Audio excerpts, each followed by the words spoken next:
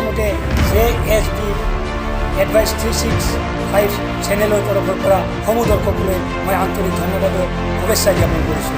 আজি আছোঁ মই বাক্সা জিলাৰ মানাহ অভয়াৰণ্যৰ ওচৰত। মই আহিছোঁ এটা বিশেষ কাৰণত। এইখন দেখিছে আপোনালোকে, এইখন প্ৰকৃতি নীল। পুনৰবাৰ মই দেখাবলৈ চেষ্টা কৰিছোঁ দৰ্শকসকলক। আপোনালোকে চাই আছে, এইখন হৈছে প্ৰকৃতি নীল। প্ৰিয় দৰ্শক, এই প্ৰকৃতি নীল, এই নীলখনতে ঘটিছিল এটা 24 তাৰিখে ঘটনা। তাৰ আগতে মই আপোনালোকক পুনৰবাৰ ক'ব বিচাৰিছোঁ, মানাহৰ সৌন্দৰ্য উপভোগ কৰিবলৈ দেশী বিদেশী পৰ্যটক যথেষ্ট আহে, কিন্তু সাম্প্ৰতিক লকডাউনৰ কাৰণে বৰ্তমান লজবোৰ প্ৰায় বন্ধ। এই চেগতে কিন্তু এছাম দুষ্কৃতিকাৰীয়ে লকডাউনৰ সুযোগ লৈ নাৰী ব্যৱসায়ৰ ৰমৰমীয়া বেহা পাতিছে। যোৱা 24/7/20 তাৰিখে এইখন লজত আনন্দ বজাৰৰ আকবৰ আলী আৰু মালেক নামৰ দুজন অসভ্য মুছলমান ল'ৰাই অনিতা বড়ো, অঞ্জলি দৈমাৰী আৰু দীপ্তি নামৰ বড়ো ছোৱালী 3জনীক লৈ আহে আৰু লৈ আহি তেওঁলোকে বেয়া কৰ্মত লিপ্ত হয়। আৰু এই কুকৰ্ম চলি থাকোঁতে স্থানীয় ৰাইজে তেওঁলোকক ধৰে আৰু বিভিন্ন দল সংগঠন গৈ তাত উপস্থিত হয়। এতিয়া কথা হ'ল, আমি প্ৰশাসনক আমি ক'ব বিচাৰিছোঁ, কি যুক্তিত এই অপৰাধী 3গৰাকী ছোৱালীক কি যুক্তিত 24 ঘণ্টাৰ ভিতৰতে তেওঁলোকে জামিন দিলে, এইটো আমাৰ এতিয়া ৰাইজৰ বিচাৰ্য বিষয় হৈ পৰিছে। পুনৰ সেই একে 3জনী ছোৱালীয়ে 25/7/20 তাৰিখে ৱেল টাইগাৰত সেই একেই কাৰ্য চলায়। সেই একেই কাৰ্য চলাতেও স্থানীয় ৰাইজে কিন্তু উত্তম মাধ্যম দিয়ে। ইয়াৰ পিছতো কিন্তু প্ৰশাসন মৌন। প্ৰশাসনে কি মৌনতা অৱলম্বন কৰিবলৈ কেতিয়াৰ পৰা শিকিলে? ৰাইজৰ শাসনত বহি শাসন কৰা ব্যক্তিবোৰ এতিয়া ক'ত? এতিয়াতো এই দুখৰ দিনত বাঁশবাৰী বাগান এলেকাত, আমাৰ মানাছৰ এলেকাত আজি যিখিনি মানুহ এনেকৈ বাৰে বাৰে বঞ্চিত হৈ আছে, বাৰে বাৰে নিজৰ ভাই ভনীক বাৰে বাৰে এনেকৈ বেয়া কামত লিপ্ত কৰিছে, ইয়াৰ কাৰণে কি প্ৰশাসন আজিৰ তাৰিখত দায়ী নহ'বনে?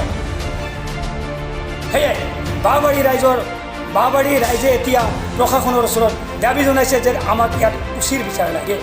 বাঁহবাৰী আৰক্ষী চকী আৰু গভৰ্ণৰ আৰক্ষী চকীয়ে কিয় আমাক সম্পদকেইটাৰ ঠিকনা আজিৰ তাৰিখত দিব পৰা নাই? ইয়াত নিশ্চয় কিবা দুৰ্বলতা আছে। ইয়াৰ বাবে দায়ী প্ৰশাসন। মই বাৰে বাৰে কৈছোঁ আমাৰ চেনেলৰ যোগেৰে, ইয়াৰ বাবে দায়ী কিন্তু মই 100বাৰ কম প্ৰশাসন।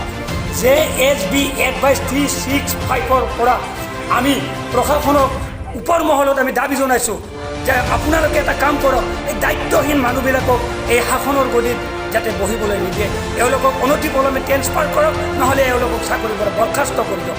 এই গোটেই ঘটনাটো কিমান টকাত কিনা বেচা হৈছে তাৰ হিচাপ নিকাচ কিন্তু আজিৰ তাৰিখত আমাৰ মানাছ এলেকাত থকা আশে পাশে থকা দল সংগঠনৰ বিভিন্ন জাতি জনগোষ্ঠীয়ে কিন্তু এইটো দাবী কৰিছে।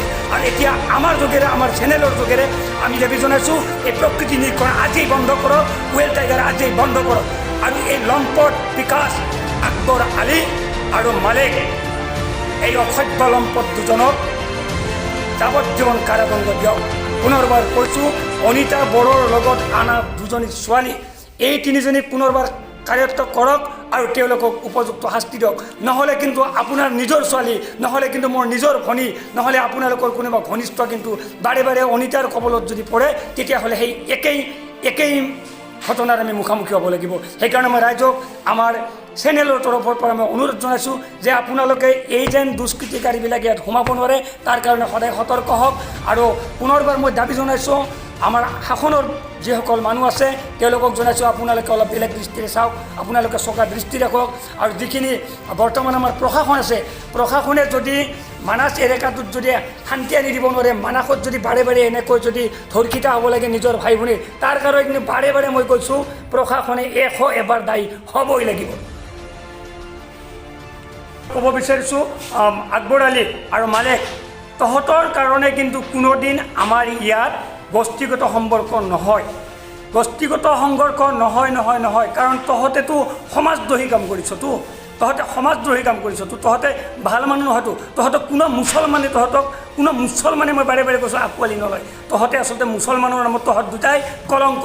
আৰু মই ৰাইজক সেইকাৰণে অনুৰোধ জনাইছোঁ যাতে এই সংঘৰ্ষটোক, এই ঘটনাটোক লৈ যাতে গোষ্ঠীগত সংঘৰ্ষ নহয়, তাৰ কাৰণে মই আজিৰ তাৰিখৰ বুদ্ধিজীৱী, শিল্পী সকলোকে মই অনুৰোধ জনাইছোঁ যাতে গোষ্ঠীগত সংঘৰ্ষ নহয়। ধন্যবাদ।